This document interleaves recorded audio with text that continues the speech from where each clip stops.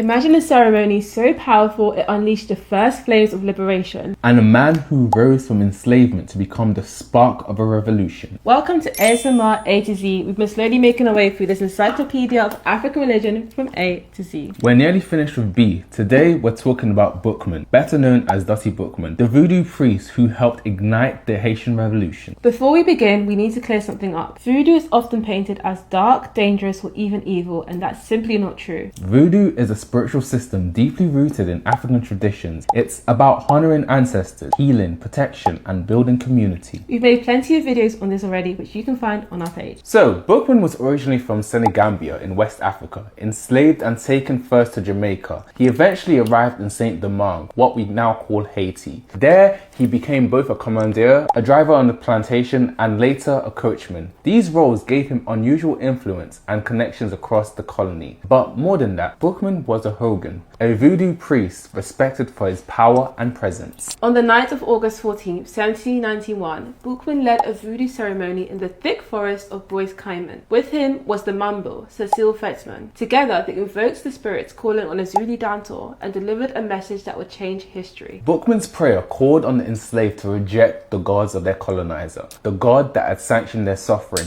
and instead turn to the God who lived within them, the God who created the sun, the storms and seas, the God who called them to rise and take back their freedom. That night, the enslaved swore an oath of rebellion, and within days, the plantations of the north were in flames, and the Haitian Revolution had begun. The revolution he helped spark would go on to defeat the greatest empires of the age, giving birth to the first independent Black Republic. And this is why voodoo has been so heavily demonized ever since, because it represents power, resistance, and the spiritual force behind the Haitian Revolution. The first and most successful uprising of enslaved people to create a free nation. If you've enjoyed this and want to go deeper, check out our Patreon where we put all the information from this series into digestible, easy to read PDF. Join us next time for the next entry of ASMR A to Z. Because yes, we really are reading the whole book, page by page for you. Follow for more.